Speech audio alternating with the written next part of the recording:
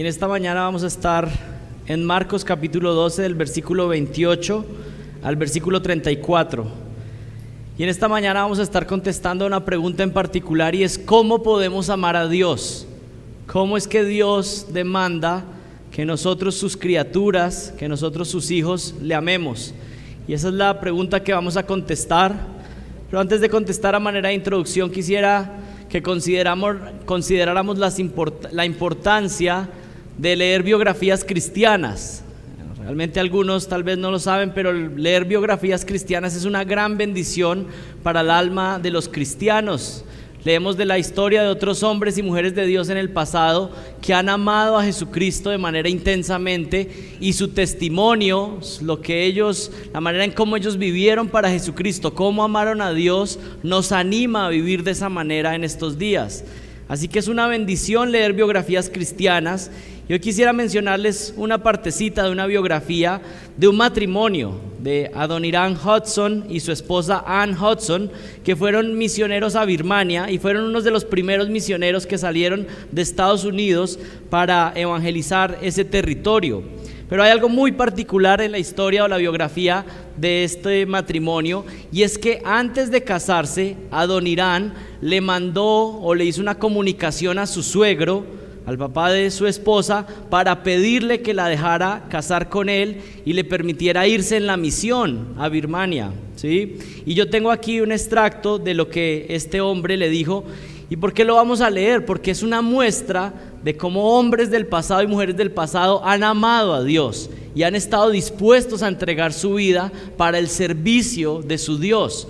Y miren, esta es la carta que este hombre le mandó entonces a su suegro para que dejara ir a su hija con él a la misión y poderse casar. Y miren lo que le escribió: Señor, ahora tengo que preguntarle si usted estaría de acuerdo en separarse de su hija a principios de la próxima primavera, para no volver a verla jamás en este mundo.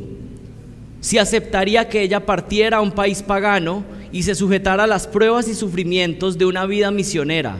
Si usted consentiría en que ella se expusiera a los peligros del océano y a la influencia fatal del clima al sur de India, y a toda clase de carencias, angustias y situaciones degradantes, insultos, persecuciones y quizás una muerte violenta. ¿Puede usted aceptar esto? Pero aquí está la razón que él le dice: ¿podría usted aceptar esto por causa de aquel quien dejó su hogar celestial y murió por ella en la cruz y por las almas perdidas que perecen sin esperanza allí? ¿Puede usted aceptar todo esto con la esperanza de encontrarse nuevamente con su hija un día en la gloria y verla con una corona de justicia iluminada, ya que ella será un instrumento de Dios para que otras almas vengan al Salvador? ¿Estaría usted dispuesto a dejarla ir? Miren, cuando conocemos de grandes hombres de Dios, hay algo que se puede destacar, y es cómo amaban a nuestro Dios. Y realmente algunas veces estamos confundidos acerca de lo que es el cristianismo, y algunas personas piensan que son cristianas porque ahora están asistiendo a una iglesia cristiana. Pero el verdadero cristianismo, la verdadera religión, lo que Dios espera de su pueblo es que le amemos. Usted puede saber si usted realmente es de Jesucristo, si usted ha nacido de nuevo, si realmente usted tiene un amor genuino por Dios, por su Hijo Jesucristo.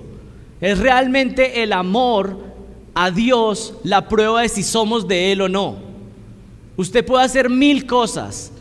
Usted puede aparentar muchas cosas delante de los hombres, usted puede venir a la iglesia siempre, pero si no hay amor por Dios, entonces no hay nada en su cristianismo, o su cristianismo más bien es inexistente, falso. La vida cristiana se basa en amar a Jesucristo, y es por eso que el Señor, después de la prueba que pasó Pedro y de fallarle y de pecar, la pregunta del Señor Jesucristo a Pedro fue: ¿me amas? Porque esa es la pregunta fundamental. ¿Amas a Jesucristo?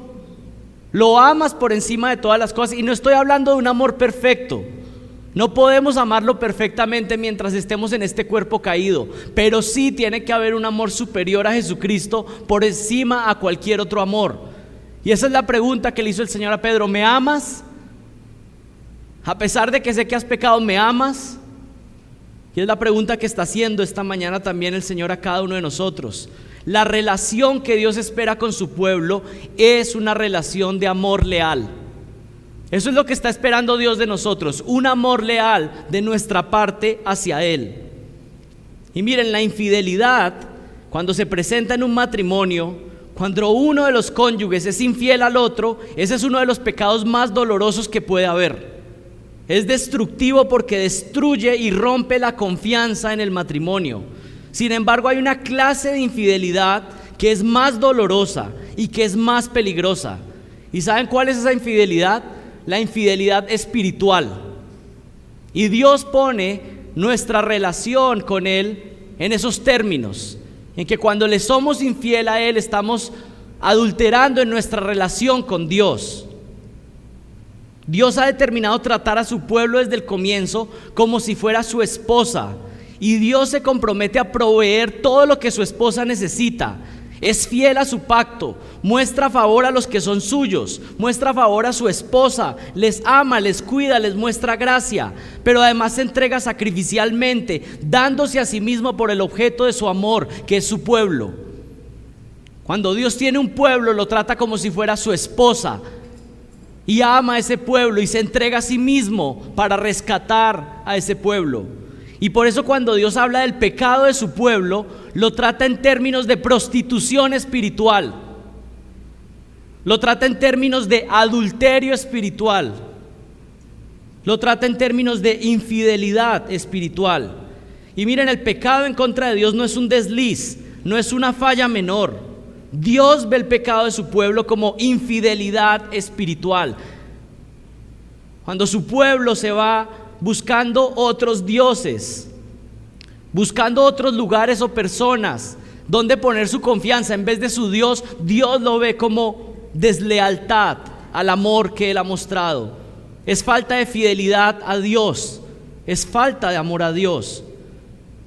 Pero miren, hay buenas noticias. Tenemos un Dios de gracia, un Dios que perdona aún la peor infidelidad, aún el peor adulterio espiritual. Nuestro Dios tiene un carácter que perdona y está listo para recibir a todo aquel que se arrepienta genuinamente.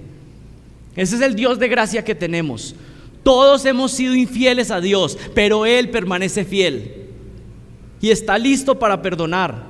Para aquel que confiesa su pecado, se arrepiente y se acoge a los términos del Evangelio, Dios está disponible para darle su perdón y restauración completa.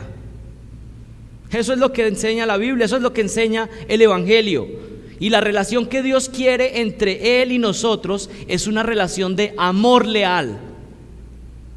Él no está buscando algo superficial, donde cada 8 días venimos y cantamos de vez en cuando. No, Él está buscando nuestra vida entera rendida en amor hacia Él. Él no está buscando actos externos, Él no está buscando adoración de labios hacia afuera. Dios está buscando nuestro corazón. La adoración que le agrada a Dios es una adoración que proviene del corazón, desde adentro. Dios no está sorprendido con nuestros actos externos. Dios busca que le amemos desde adentro, que le amemos profundamente, que le amemos con todo nuestro ser. Y es justamente eso lo que vamos a tratar de explicar esta mañana. ¿Cómo es que Dios quiere que lo amemos? ¿Cómo es que Dios espera que lo amemos? Si Él demanda que lo amemos, ¿cómo es que Él quiere entonces que lo amemos?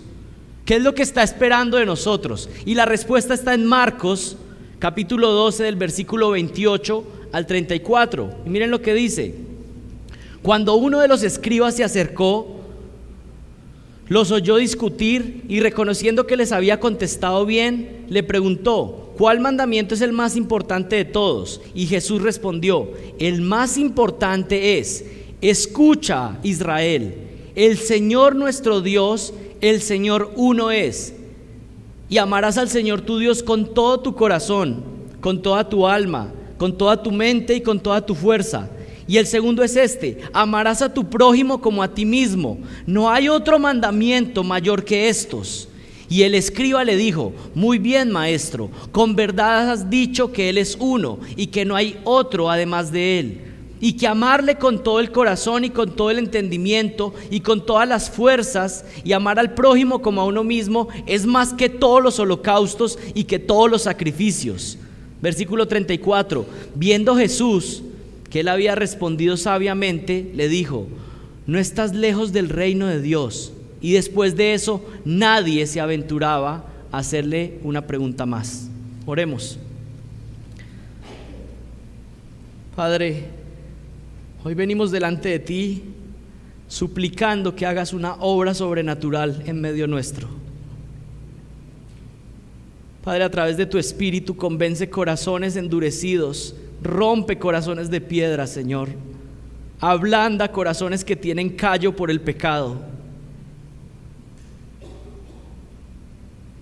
Corazones que tal vez llevan años aferrados a la rebeldía en contra tuya, Señor, pero tú puedes romper su corazón de piedra.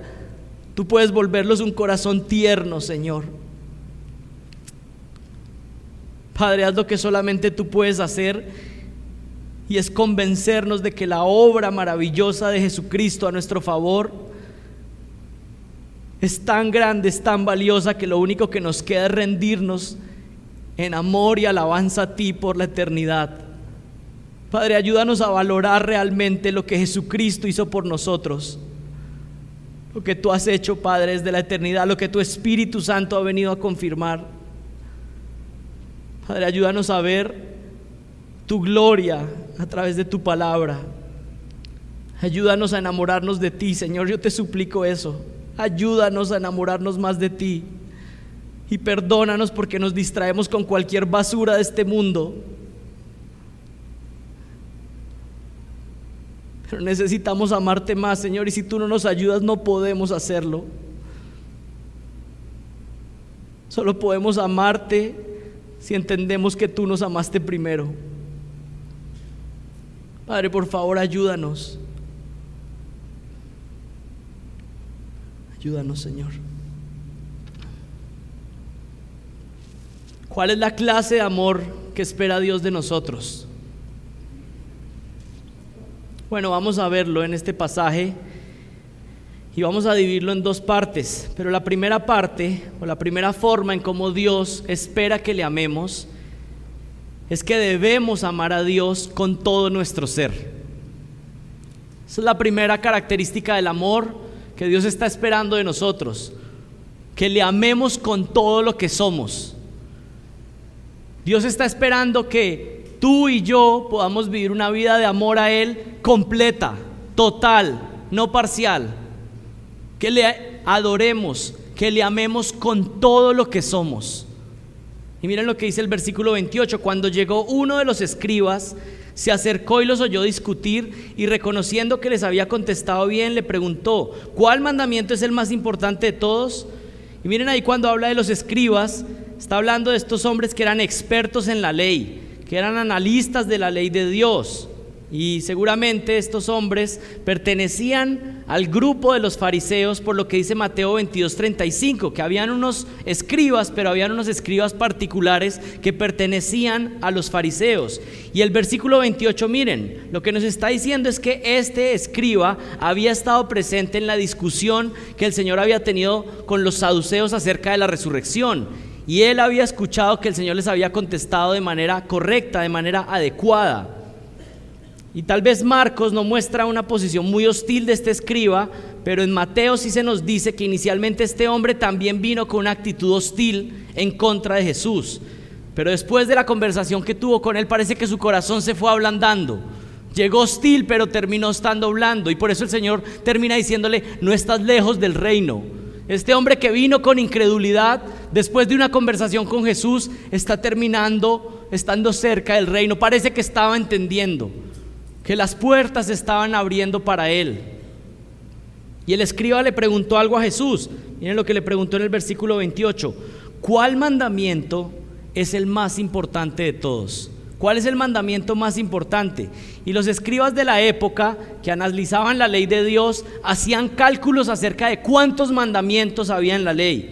Y los cálculos que habían hecho era que más o menos había 613 mandamientos, tal vez más, pero habían resumido que había 613 mandamientos. Y algo que hacían los fariseos y los escribas es que dividían los mandamientos entre mandamientos pesados y mandamientos ligeros. Mandamientos que tal vez eran más relevantes y mandamientos que eran más irrelevantes. Sin embargo, los fariseos y los escribas enseñaban que había que cumplir todos los mandamientos de Dios, pero la razón que ellos tenían de fondo es, decían, usted tiene que cumplir todos los mandamientos de Dios porque usted no sabe cuál es la recompensa de cada uno de ellos. Eso era lo que les enseñaban. Hay que cumplirlos todos porque no sabemos cuál va a ser la recompensa, así que más bien cumpla. Siempre una intención netamente basada en las obras para obtener el favor de Dios. Ellos habían dividido los mandamientos entonces de múltiples maneras y enfatizaban su cumplimiento, pero esta era una pregunta común. Esta era una pregunta común en aquel tiempo acerca de cuál es el mandamiento mayor. Si hay tantos mandamientos, si hay unos que son más pesados y otros más ligeros, una pregunta común era, pues, ¿cuál es el más importante de todos? ¿Cuál es el mandamiento mayor? Si lo pusiéramos en nuestros días, esta es la pregunta que siempre saldría en el panel de preguntas y respuestas. Hoy en día siempre salen las mismas. ¿Se pierde la salvación? Esa siempre sale, ¿no? Pues de una vez, no se pierde, es por gracia. O otra, ¿puede la mujer ser pastora? No, no puede ser pastora. Estoy aquí contestando algunas preguntas de nuestros días en los paneles de preguntas y respuestas. Pero en aquella época la pregunta clave que se le hacía a los maestros, aquellos que eran sabios, que querían mostrar que su reputación era de ser un hombre sabio que tenía respuestas desde la palabra de Dios, la pregunta era, ¿cuál es el mayor mandamiento? ¿Cuál es el mandamiento más importante? Y según las respuestas de estos rabinos, de estos maestros, pues se mostraba su sabiduría o no. Esta era una pregunta importante. Y miren cómo contesta en el versículo 29 el Señor Jesucristo. Jesús respondió, el más importante es, escucha Israel, el Señor nuestro Dios, el Señor uno es, y amarás al Señor tu Dios con todo tu corazón y con toda tu alma y con toda tu mente y con toda tu fuerza. ¿De dónde está contestando esto el Señor Jesucristo? Es una cita de Deuteronomio capítulo 6, del versículo 4 al versículo 5, que fue la porción de las escrituras que leímos esta mañana. Es conocido como la Shema Israel, que significa oye Israel. Esa primera expresión que aparece ahí es oye Israel, presta atención a lo que digo. Esto que viene es fundamental, oye Israel. Y esta es una oración que los judíos repiten varias veces al día, los judíos más ortodoxos, repitiendo la oración que aparece en Deuteronomio capítulo 6. Y era importante porque pretendía instruir a las nuevas generaciones en la adoración de Jehová, el único Dios verdadero. Y miren lo que dice el versículo 29, escucha Israel, oye Israel, nuestro Dios, el Señor uno es. La traducción exacta es Jehová nuestro Dios, Jehová es uno. Jehová nuestro Dios, Jehová es uno. Y esta es una declaración teológica potente porque está afirmando la exclusividad de Jehová como el único Dios verdadero. Cuando está diciendo que Él es uno, lo que está diciendo es que no existen otros dioses al lado de Él. Lo que está diciendo es que todo lo que se levante al lado de Dios es un ídolo falso, inexistente. Los dioses de los otros pueblos son dioses falsos, inventados. Hay un solo Dios verdadero y es el Dios de las Escrituras. Y se llama Jehová, que es el Dios de pacto, que hace un pacto con su pueblo. Existe un solo Dios verdadero, el Dios de Abraham, Isaac y Jacob. Él es nuestro Dios, el Señor uno es. Y esta es una declaración del monoteísmo bíblico, de que existe un solo Dios. No existen varios dioses y cada persona escoge su camino para luego llegar a encontrarse que eran el mismo Dios. No, eso es falso. Existe un solo Dios verdadero y es el Dios que está revelado en las Escrituras. Esta declaración contradice la falsa noción de que cada religión tiene su Dios, que todos siguen un camino, pero al final todos se van a encontrar con el Dios que les va a dar salvación y esperanza. Ese es un engaño diabólico. Decirle eso a las personas es engañarlos y mandarlos directamente al infierno. Existe un solo Dios y se ha revelado a través de su Hijo Jesucristo. Y aparte de Jesucristo no hay salvación. Nadie puede encontrar salvación si no entrega su vida a Jesucristo, si no pone su fe en Jesucristo. Por supuesto, esto lo que quiere decir es que el cristianismo es una religión exclusivista. Excluye cualquier otro tipo de Dios, cualquier otro tipo de deidad, cualquier otro tipo de camino para llegar a Dios. El único camino para llegar a Dios es que Dios mismo se hizo hombre y nos hizo un puente para llegar a Él. Y es su Hijo Jesucristo. Fuera de Él no hay esperanza, fuera de Él no hay opción de salvación. Jehová uno es, el único Dios verdadero. Por supuesto sabemos que este Dios único y verdadero es un Dios trino. Miren lo que dice el versículo 30. ¿Cómo debemos amar a este Dios? Amarás al Señor tu Dios con todo tu corazón, con toda tu alma, con toda tu mente y con toda tu fuerza. ¿Qué está enfatizando esto? Debes amar a Dios con todo tu ser, todo lo que eres, todo lo que te pertenece, toda tu existencia debe ser para amar a Dios. Y vamos a ver de lo general y luego vamos a ir a lo específico. ¿Qué clase de amor es la que demanda Dios?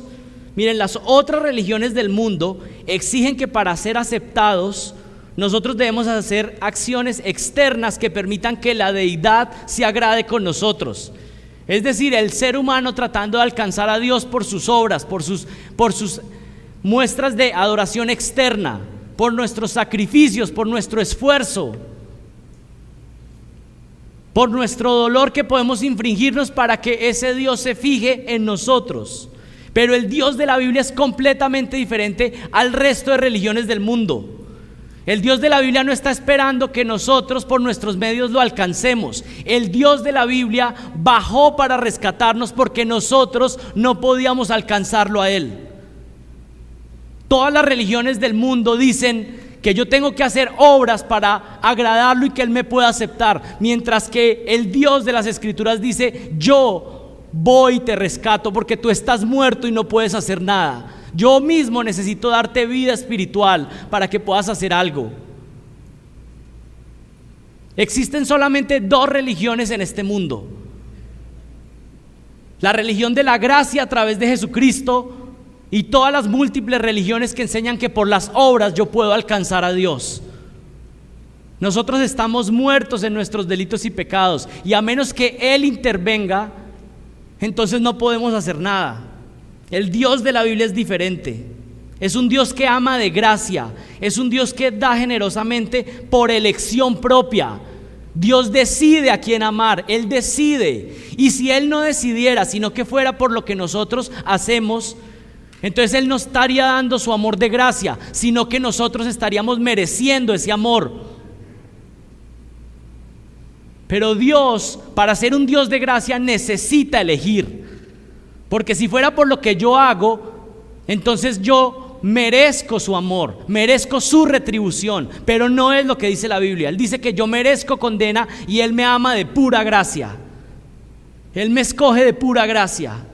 Me quiere mostrar su amor. Ese es su carácter. No puede hacer nada diferente. Nuestro Dios es un Dios que ama de gracia. Ama a aquel que no lo merece. Ese es nuestro Dios. Ese es su carácter. El Dios de la Biblia primero se entrega, y presten mucha atención a esto. El Dios de la Biblia primero se entrega de manera dadivosa a ti. Te cautiva por medio de su amor sacrificial para que luego tú puedas rendirte en amor por Él. Lo voy a repetir. El Dios de la Biblia primero se entrega de manera dadivosa a ti. Te cautiva por medio de su amor sacrificial para que luego tú puedas rendirte en amor por Él. El Dios de la Biblia no está buscando adoradores que puedan alcanzarlo por sus propios medios. No, nuestro Dios es un Dios que rescata a los suyos por elección propia. Los enamora con su fidelidad. ¿Sabe cómo nos cautiva a Él? Con su gesed, con su amor leal. Hace un pacto con nosotros y nos rescata y nos ama de pura gracia. Y eso justamente es lo que entendió el apóstol Juan. ¿Recuerdan primera de Juan capítulo 4 versículo 10? Dice: en esto consiste el amor, no en que nosotros hayamos amado a Dios, sino en que Él nos amó a nosotros y envió a su Hijo como propiciación por nuestros pecados. Y luego unos versículos más adelante, en el versículo 19 dice: nosotros amamos, ¿por qué? Porque Él nos amó primero. El punto aquí es que Dios muestra su amor a los suyos. Y eso es lo que nos capacita para poder amarle a Él. ¿Cuál es la clase de amor que Dios muestra? Es un amor de gracia, es un amor electivo. En palabras sencillas, el amor de Dios es un amor de gracia, pero el amor nuestro hacia Él es un amor retributivo. Lo amamos a Él, ¿por qué? Porque Él nos amó primero. Y aquí el orden importa, porque la base de mi adoración, la base de mi amor verdadero, es si realmente yo he entendido que Él me ama. Y quiero decirles una cosa: hay personas que a veces piensan que la doctrina más difícil de creer es creer que Dios puede mandar a alguien al infierno. Pero ¿saben cuál es la doctrina más difícil de creer? Estoy convencido que creer profundamente es creer que Dios me ama. Es creer que Él realmente ha puesto su amor electivo sobre mí. Realmente, para creer eso, necesito que Él me permita nacer de nuevo y ver su amor.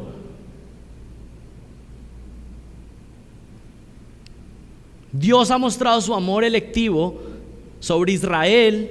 Los había bendecido, los había librado de la esclavitud, los había cautivado con lazos de amor. Y ahora Dios les demanda a sus amados que rindan también fidelidad y amor exclusivo a Él. Eso es lo que está pasando ahí en Deuteronomio, cuando le está diciendo: yo los he librado, yo los he purificado, yo los he librado de la esclavitud de Egipto. Ahora ustedes, ¿qué tienen que hacer? Amarme con todas sus fuerzas, con todo su corazón, con toda su alma, con toda su mente. Ya que Él, amado, ya que Él ha mostrado su favor, ahora le dice a su pueblo: ustedes deben amarme también con lealtad.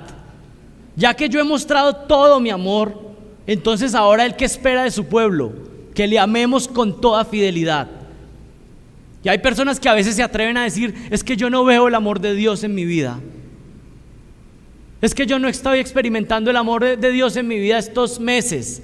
Este último año no he visto el amor de Dios. Porque el amor de Dios fue que envió a su Hijo hace más de 1000 años a que viviera una vida perfecta y que muriera en la cruz por nosotros. Tal vez tú estás mirando el amor de Dios porque te amas demasiado a ti mismo y lo que quieres es que satisfaga todos tus deseos en este punto. Pero Dios ya mostró su amor, mandó a su Hijo a morir por nosotros. No es que si Él va a mostrar su amor en el futuro, Él ya mostró su amor. Él ya mostró su amor enviando a Jesucristo. Y miren, muchos de ustedes han sido salvos en el último tiempo. En la gracia del Señor, el Señor les ha dado vida nueva en los últimos meses, en los últimos años. Pero en general este mensaje, el día de hoy, aplica principalmente a aquellos que están en Cristo, que han recibido el amor de Dios. Hay algunos que no están entendiendo, pero hay otros que están entendiendo porque han experimentado el amor de Dios. Y saben que ese amor que ahora quieren manifestarle a Él es porque fueron amados primero. Y por eso están deseosos y diciendo: bueno, ¿cómo puedo amarlo mejor? Y vamos a ver ahora entonces en detalle cómo amarlo. Ya vimos que su amor es un amor de gracia, pero debemos amarlo entendiendo que su amor es un amor capacitado por Él. Debo entender que para amar a Dios necesito su propia capacitación.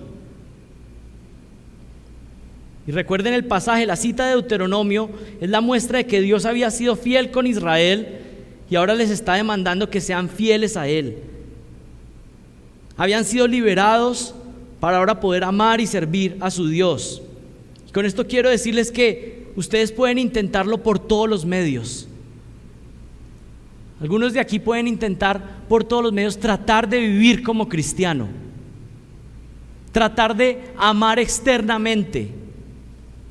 Pero si ustedes no han nacido de nuevo, si no han experimentado primero el amor de Dios sobre su propia vida, es imposible que ustedes amen genuinamente a Dios. Y es por eso que hay personas que están intentando aparentar vivir como cristiano, están intentando vivir como cristiano sin ser cristiano.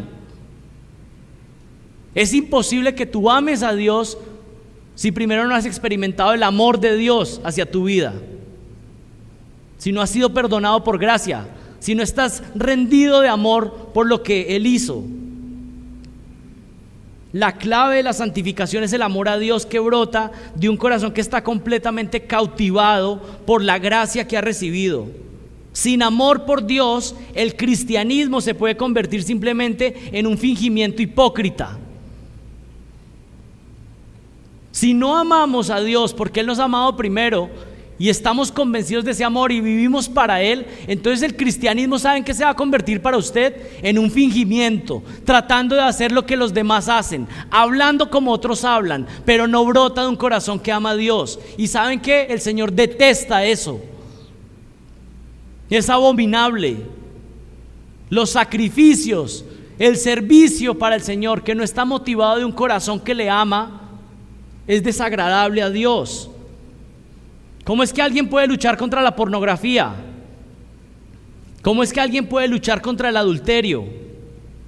¿Cómo es que alguien puede luchar contra la falta de gozo y la amargura? La única respuesta, si lo quieres hacer para la gloria de Dios, es motivado en abandonar ese pecado porque amas a Dios.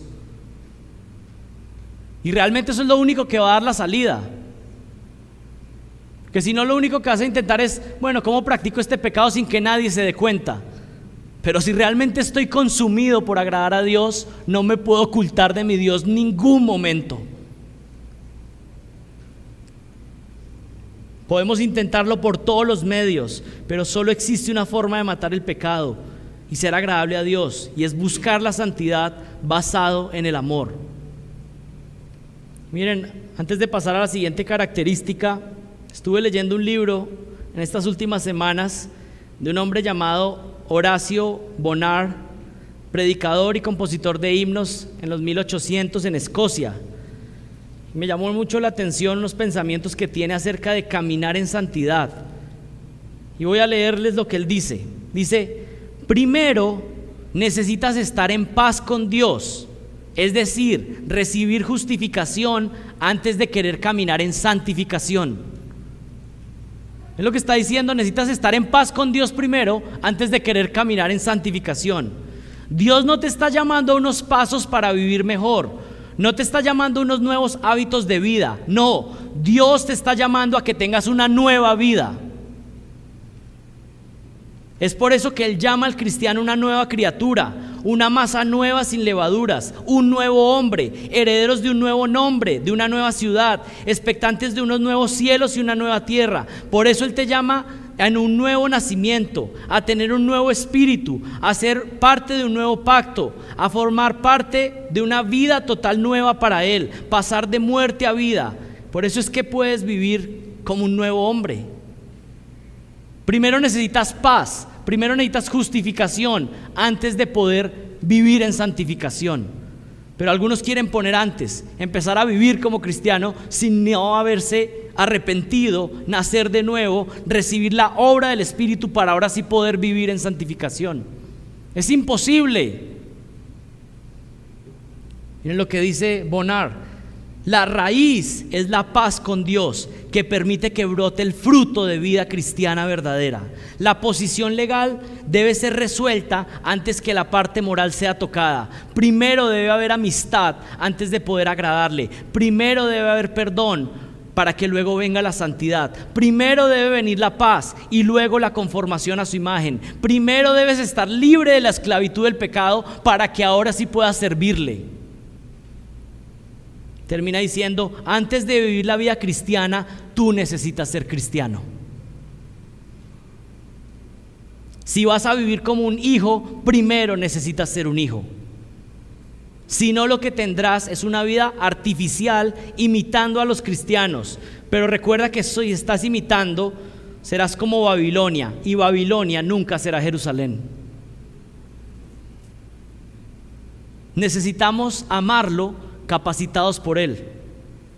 Si Él no nos capacita primero, no podemos hacerlo. Pero hay una segunda característica: debemos amar a Dios con amor exclusivo. ¿Cuál es el amor que Dios demanda de nosotros? Un amor con amor exclusivo. Jehová tu Dios te ha amado con un amor de pacto y ahora demanda que nosotros le amemos con un amor leal hacia Él.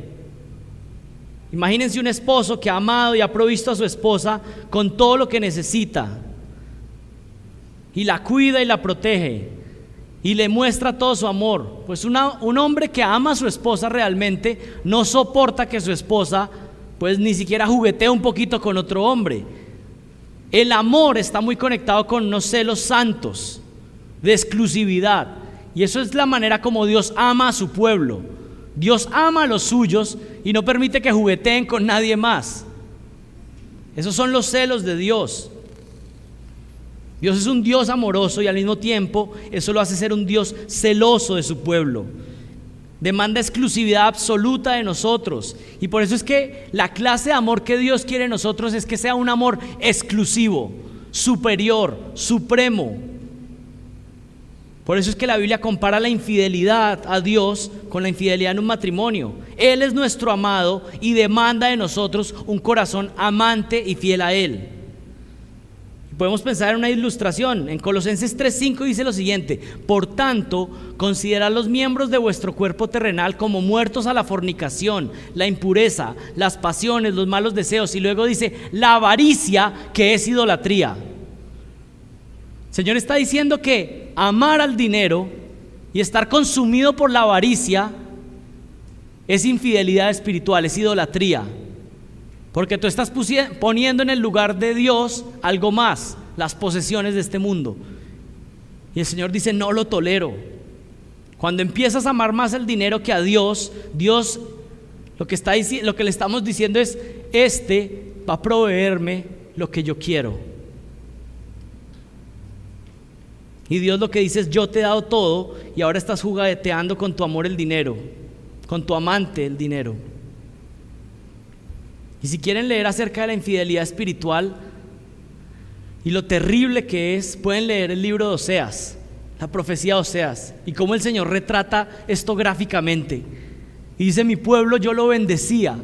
Es tremendo Oseas, porque en Oseas dice, yo bendecía a mi pueblo y mi pueblo adoraba a otros dioses. ¿Y saben qué? Y él dice, y tú pensabas que quien te estaba bendiciendo eran tus dioses, pero era yo quien te estaba bendiciendo. Y manda al profeta Oseas a que haga eso, que se case con una mujer prostituta y que vaya y la rescate, que la limpie, y Oseas provee para ella. ¿Y saben a quién le da gracias esa mujer prostituta? A sus amantes. Pero Oseas y el Señor dicen, yo siempre fui el que te estuve proveyendo. Y eso mismo sucede en el adulterio espiritual. Estamos poniendo la confianza en un amante cuando es Dios nuestro proveedor, cuando es Dios quien nos ha dado todo, y por eso el Señor lo toma serio. Debemos amarlo con un amor exclusivo, pero también debemos amarlo con un amor total. Esa es una tercera característica, con un amor total. Aquí hay un llamado a que los que son suyos deben amarle con todo su ser.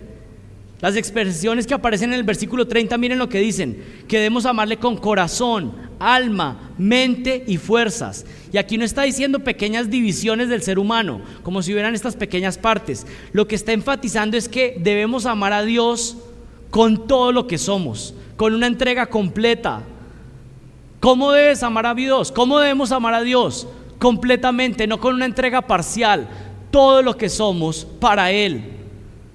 Esa es la clase de amor que Dios está demandando de nosotros. Usted tal vez está diciendo, no, tal vez yo estoy amando demasiado a Dios. Es un llamado a una entrega completa. Lo que está diciendo Dios es, no puedes guardar un pequeño territorio de tu vida para hacer lo que te provoque fuera de mi voluntad. Tú estabas pensando que había una pequeña área que podías hacer lo que querías fuera de mi voluntad. Si eres mío, si eres de Jesucristo, entonces no hay una pequeña área que puedas guardar para ti. Y por eso es que hay que cambiar esa mentalidad de que hay unas cosas que son las cosas espirituales, o mi vida con Dios es como mi vida de iglesia. No, la vida de un cristiano es 100%. En su trabajo, en cómo paga sus cuentas, en cómo se relaciona con sus familiares, en cómo se relaciona con sus vecinos. Él no nos llamó a ser cristianos el domingo, Él nos llamó a ser cristianos todos los días. Y si Él pagó por nuestra vida, pagó por nuestras almas en la cruz, le pertenecemos completamente y no hay ni una pequeña sección que no pueda ser gobernada por Él. Él nos está llamando a un amor total. Cuarto, debemos amar a Dios desde nuestro interior. Debemos amar a Dios desde nuestro interior. Comúnmente cuando se habla del corazón o del alma, en el lenguaje hebreo se está hablando de esa parte interna. Y aquí todos me van a entender. Espero. Todos tenemos una conversación interna. Todos hablamos con nosotros mismos. Algunos van a descansar porque dicen, yo pensé que estaba loco. Todos hablamos y conversamos y meditamos. Bueno, esa conversación interna yo creo que tiene mucho que ver con lo que la Biblia llama el corazón. Es ese centro de operaciones interno, donde suceden las motivaciones, donde determinamos lo que vamos a hacer. Ese es el corazón, la parte interna del hombre, lo que nadie ve, que por supuesto la Biblia dice que es engañoso, pero también es la parte más interna, es de donde procede lo que terminamos haciendo, lo que terminamos hablando, es esa parte interior. Y lo que está diciendo este pasaje es que debes amar a Dios, debemos amar a Dios desde nuestro interior. Y esto es muy potente porque lo que está enfatizando es que el Señor no está buscando solamente nuestras obras externas, lo que otros ven, sino que el Señor está buscando ¿qué? Lo que hay adentro. Que yo lo ame desde adentro, desde mis motivaciones, desde mi conversación interna, desde mis pensamientos. Esa es la clase de amor que Dios demanda de nosotros. No solo algo que todos ven. Usted puede engañar a todos, usted puede mostrarse como el hermanito más piadoso, pero el Señor conoce el corazón.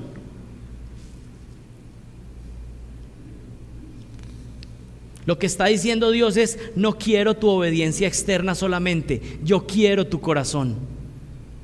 No quiero solamente que obedezcas mis mandamientos, quiero que te deleites en mí y en lo que te ordeno. ¿Y ustedes ven la diferencia de amar a Dios? Puede haber alguien que hace lo que Dios manda, pero el Señor dice: quiero que te deleites en mí y en lo que te mando. Que me ames desde adentro, que obedecer mi palabra sea tu gozo, tu deseo, y que cuando desobedezcas también te duela profundamente. Amar lo que Dios ama y detestar lo que Dios detesta. Eso es amar a Dios, eso es ser un hombre conforme al corazón de Dios. Y miren, lo que Él quiere de nosotros es que Dios sea nuestro deleite, que Él sea nuestro gozo.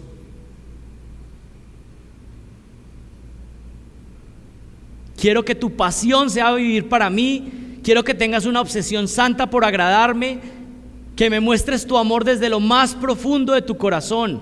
Y esto incluye las emociones, pero también incluye la mente.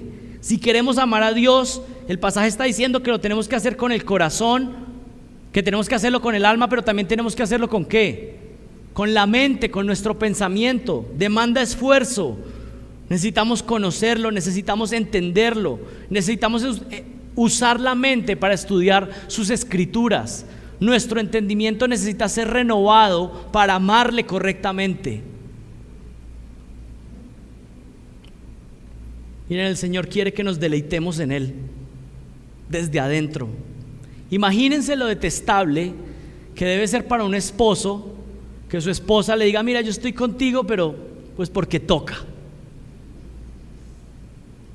Y muchas veces no es esa la manera como actuamos con Dios. Yo estoy viniendo aquí porque esto es lo que hay que hacer.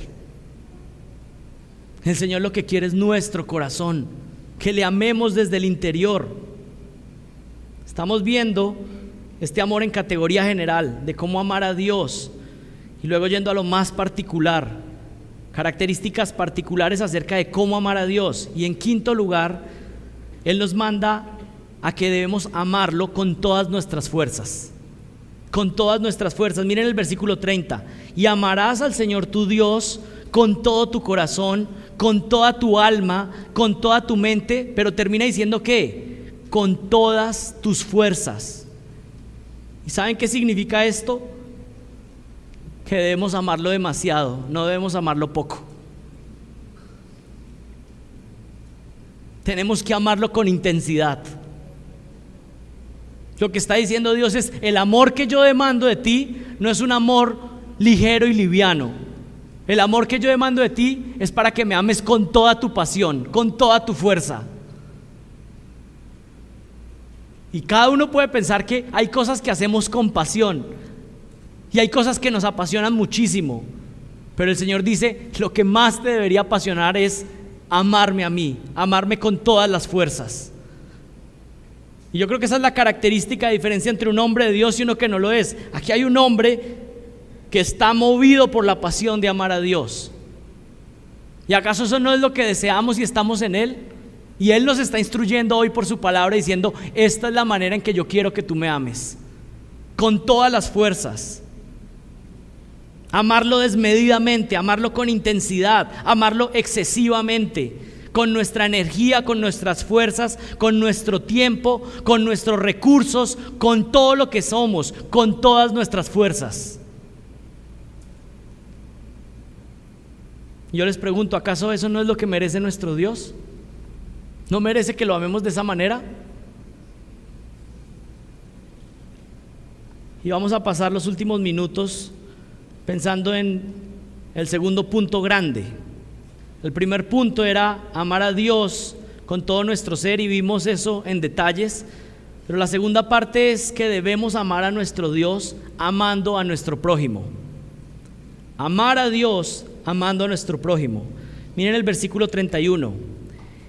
El segundo mandamiento es este: amarás a tu prójimo como a ti mismo. No hay otro mandamiento mayor que estos.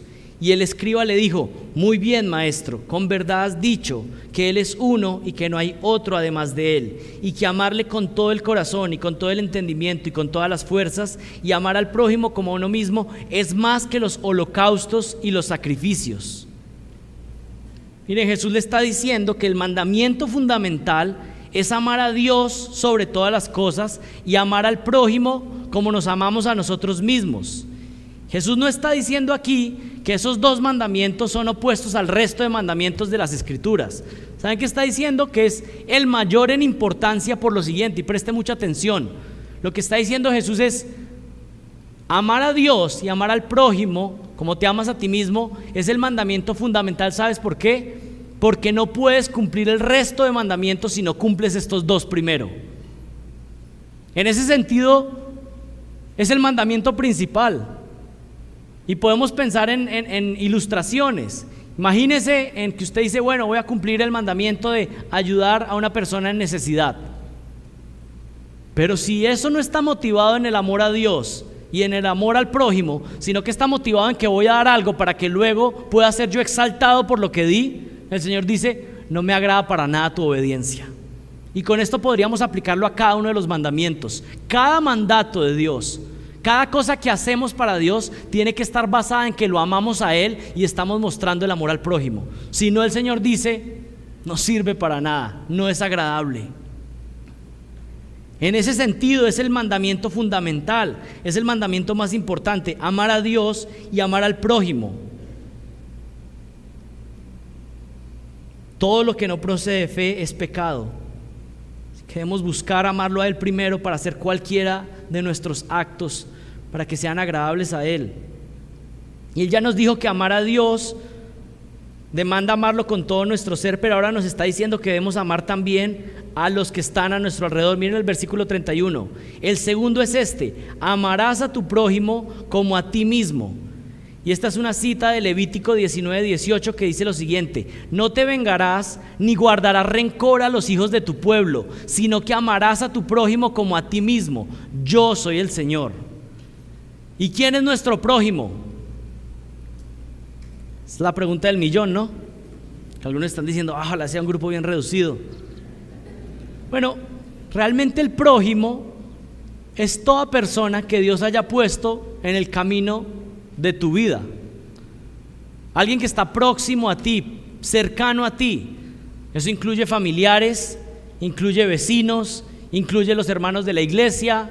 Hay algunos que están más próximos, hay otros que están más lejanos, pero es con las personas que hacen parte de tu vida. Dios ha determinado que cada persona tenga una conexión y relaciones con cierto grupo de personas. Esos que están próximos, esos que hacen parte de tu vida, son aquellos a quienes debes amar como te amas a ti mismo. Así que el grupo es amplio. ¿Qué es lo que está diciendo con este mandato?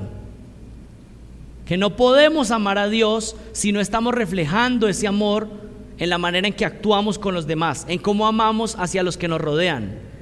Eso incluye a seres amados, pero preste mucha atención, esto también incluye a los enemigos, porque también hacen parte de los que están cerca.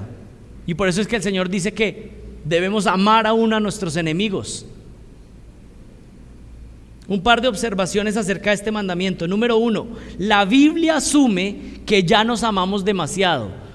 ¿Usted alguna vez había escuchado o usted mismo ha dicho, no, es que tengo falta de autoestima? Eso no es un concepto bíblico. La Biblia no dice que usted tiene falta de autoestima ni que nadie tiene falta de autoestima. ¿Saben qué dice la Biblia? Que ya nos amamos demasiado. Tanto nos amamos que el Señor dice, ame a los demás como cada uno de ustedes se ama a sí mismo. Cuando alguien dice es que yo soy feo y estoy muy triste y a mí nadie me quiere, y entonces alguien va y le aconseja, no, ¿sabes qué? Tienes falta de autoestima. Todo lo contrario, es un personaje completamente enamorado de sí mismo, mirándose todo el tiempo a sí mismo, diciendo, miren cómo soy, miren lo que no hicieron conmigo. No tiene falta de autoestima, más bien tiene mucha autoestima. La Biblia asume que ya nos amamos demasiado y por eso lo pone como modelo y dice, bueno, ¿sabes qué? Tú que te amas tanto, que te cuidas tanto, empieza a amar así como te amas a los que están a tu alrededor. ¿Usted cree que cambiaría su familia? Y número 2, dice, ¿cómo debemos amar a los demás?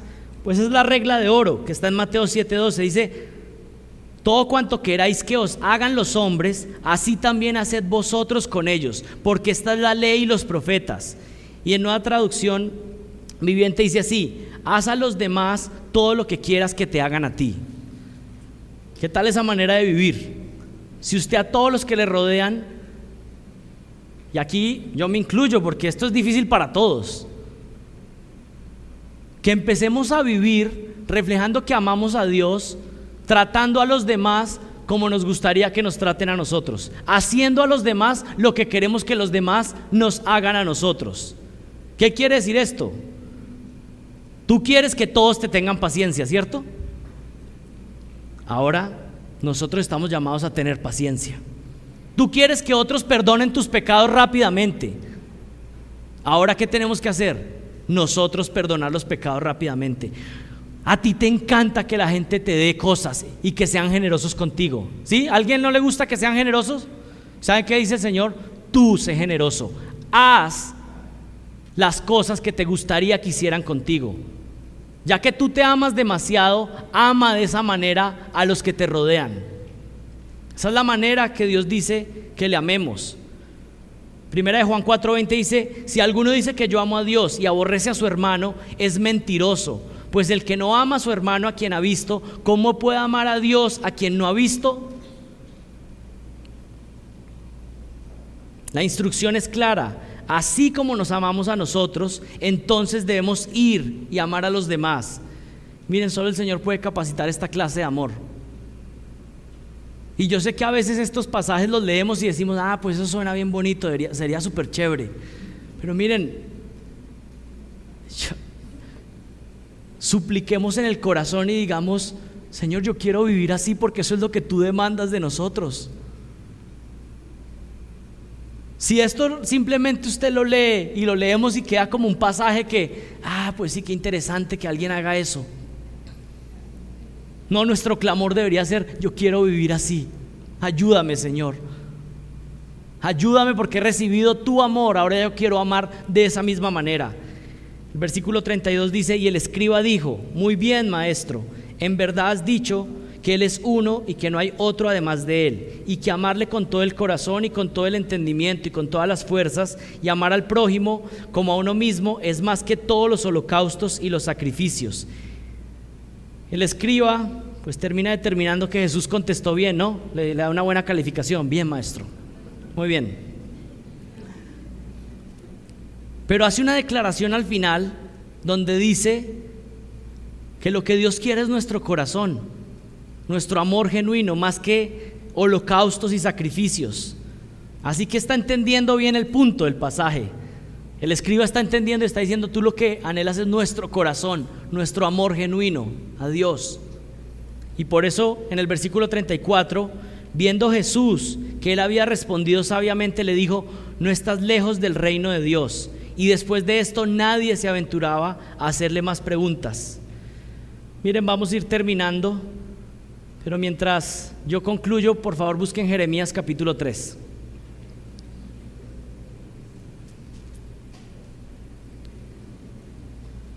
Mi pregunta para cada uno de ustedes, y a mí mismo me hago la pregunta, es: ¿estamos amando a Dios? ¿Estamos amando a Dios realmente? ¿Estamos amando a su Hijo Jesucristo? ¿Saben por qué menciono a Jesucristo? El propósito de esta mañana era terminar predicando hasta el versículo 37, que es lo que sigue en Marcos, porque está conectado ese pasaje. Y el punto es que Jesucristo va a enfatizar que Él mismo es Dios. Él es el Señor de David, no solo es el Hijo de David, es su Dios. Así que esto incluye el amor a Jesucristo. Ese Dios único y verdadero es un Dios trino, Padre, Hijo y Espíritu Santo. Quiero hacerles preguntas a su corazón, a su alma. ¿Amas a Dios y a su Hijo Jesucristo y su Espíritu Santo está morando en ti para santificarte? ¿O tan solo eres un buen actor? ¿Te gusta la iglesia porque aquí hay buen compañerismo? ¿Te gusta la iglesia porque aquí hay personas que están dispuestas a darte a ti, pero tú no estás dispuesto a dar nada de ti para ellos? Eso puede pasar. Puede haber gente que le guste el ambiente de la iglesia porque aquí puede recibir mucho para sí, pero no está dispuesto a amar a Dios y amar a los que están alrededor. Miren, alguien no es cristiano porque va a una iglesia cristiana. Alguien es cristiano porque ha nacido de nuevo, porque ha recibido el amor de Dios y ahora puede manifestarlo a los que están alrededor. No perfectamente, pero está en crecimiento en esa manera de manifestar ese amor. Pregunta para ustedes: ¿recibes amor pero tú no amas? Y si alguno está aquí esta mañana sentado dándose cuenta de que realmente no ama a Dios, y que eso se ha manifestado en que no ama a su prójimo, a los que han estado alrededor, es posible que el Señor haya estado presionando su conciencia por estos últimos minutos y haciéndole un llamado profundo diciendo: te estoy hablando a ti directamente.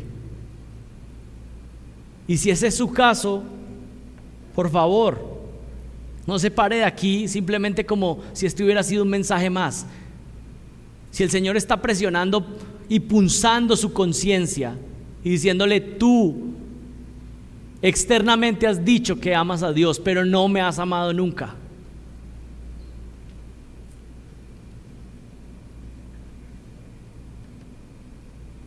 Si la palabra de Dios ha estado penetrando profundamente en su corazón, si es como un clavo que está perforando hasta adentro, no se vaya simplemente como un domingo más que vino. Hoy puede ser el día en que usted nazca de nuevo.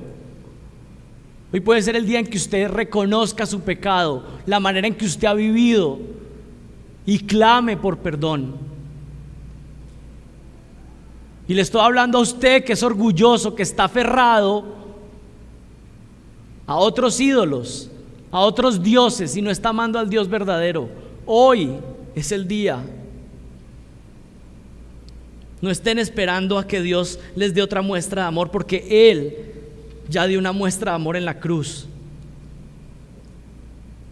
Y aquel que está ahí en sus pecados y que tal vez está acongojado y está dolido porque ha pecado contra Dios, escuchen esto, porque el Señor lo que dice: ¿sabes qué? Yo no esperé a que estuvieras muy limpio y muy purificado, sino que cuando estabas en tus delitos y pecados, ahí es que te estoy llamando a salvación. Ahí cuando estabas en lo más sucio de tu podredumbre, ahí es que te estoy ofreciendo perdón y salvación. Él no está diciendo: ve y límpiate por tus medios y luego yo te acepto. Él está diciendo: ven a mí que yo te limpio. Y hoy es el día que alguien puede venir en arrepentimiento y fe a Jesucristo, y Él lo puede levantar de este salón completamente limpio y purificado, justificado. Y alguien puede hoy levantarse habiendo experimentado el amor de Dios, y eso es lo que le va a permitir amarlo a Él y amar a los demás. Recuerden las palabras de Juan el Bautista: arrepentíos porque el reino de los cielos se ha acercado. Recuerden las palabras del apóstol Pedro: miren que el Señor ha sido paciente. El Señor ha estado siendo paciente contigo para que vengas al arrepentimiento. Recuerden las palabras del profeta Isaías: vengan ahora, vamos a resolver este asunto, dice el Señor. Aunque sus pecados sean como la escarlata, yo los haré blancos como la nieve. Aunque sean rojos como el carmesí, yo los haré blancos como la lana. El Señor está diciendo: ven, pongámonos a cuentas. Si reconoces tu pecado, si confiesas tu pecado, estoy listo para limpiarte. Y si fuera una mancha sucia, podrida, horrible, estoy listo para dejarla limpia y pura.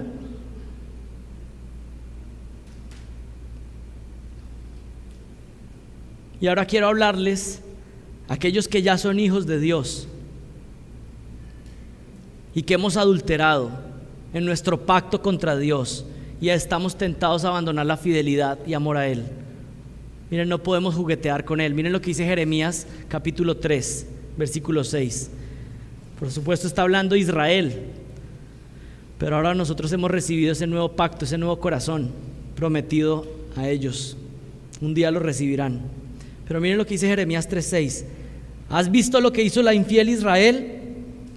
Ella andaba sobre todo monte alto y bajo todo árbol frondoso, y allí fornicaba. Y me dije: después que ella haya hecho todas estas cosas, volverá a mí. Mas no regresó. Y lo vio su pérfida hermana Judá, y vio que a causa de todos los adulterios de la infiel Israel, yo la había despedido dándole carta de divorcio. Con todo, su pérfida hermana Judá no tuvo temor, sino que ella también se fue y se hizo ramera. Y sucedió que por la liviandad con que fornicó, profanó la tierra y cometió adulterio con la piedra y con el leño. A pesar de todo esto, su pérfida hermana Judá tampoco se volvió a mí de todo corazón, sino con engaño, declara el Señor. Y el Señor me dijo: más justa ha probado ser la infiel Israel que la pérfida Judá. Ve y proclama estas palabras al norte y di: regresa, infiel Israel, declara el Señor. No te miraré con ira, porque yo soy misericordioso, declara el Señor. No guardaré rencor para siempre. Solo reconoce tu iniquidad, pues contra el Señor tu Dios te ha rebelado y has repartido tus favores a los extraños bajo todo árbol frondoso, y no has obedecido mi voz, declara el Señor. Volved, hijos infieles, declara el Señor, porque yo soy vuestro dueño, y os tomaré 1 de cada ciudad y 2 de cada familia, y os llevaré a Sión. Entonces os daré pastores según mi corazón, y que os apacienten con conocimiento y con inteligencia. Este llamado que le hacía Dios a Israel es el llamado que le hace a su pueblo: vuelve a tu Dios, que está listo para perdonar, que está listo para limpiar. ¿Cuál es el llamado que está haciendo Dios para nosotros? Que le amemos con todo nuestro ser, que le amemos de todo corazón. Y yo creo que todos quisieran saber cómo contestó Anna Hudson a esa petición de que se casara con él y de que fuera a las misiones con él. Pues hay unos escritos del diario de Anna Hudson que refleja lo que es un hombre y una mujer que aman a Dios, y les voy a leer para concluir.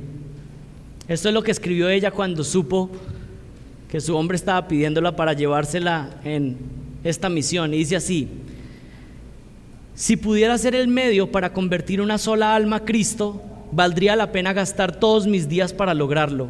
Sí, me siento dispuesta a estar en esta situación en la que puedo hacer el mayor bien, aunque fuera para llevar el evangelio a los distantes e ignorantes paganos. Una consideración de este tema ha ocasionado mucho autoexamen para saber en qué están fundadas mis esperanzas y si mi amor por Jesús era lo suficientemente fuerte como para inducirme a abandonarlo todo por su causa. Soy una criatura de Dios y Él tiene derecho indudable de hacer conmigo lo que mejor le parezca. Él tiene mi corazón en sus manos y cuando soy llamada a enfrentar el peligro, a pasar por escenas de terror y angustia, Él puede inspirarme con fortaleza y capacitarme para confiar en Él. Jesús es fiel, sus promesas son preciosas. Si no fuera por esas consideraciones, con mis perspectivas actuales, me hundiría en la desesperación. Y miren cómo termina diciendo: algunos han llamado a esta propuesta una aventura romántica salvaje.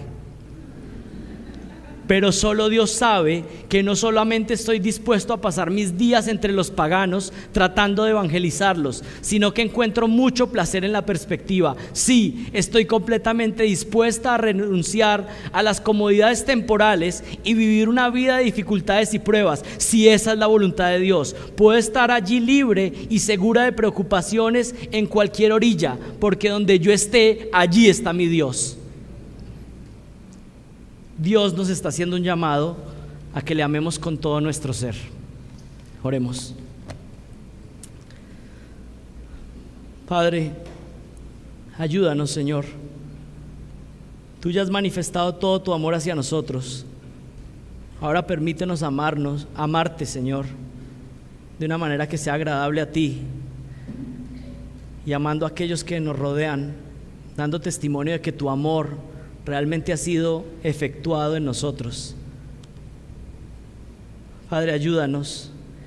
Y también te pido, Señor, que si hay alguien que está clamando por salvación en esta mañana, por favor que escuches su oración y que haya fiesta en los cielos por un pecador que se arrepiente. Te pido esto en el nombre de Jesús. Amén.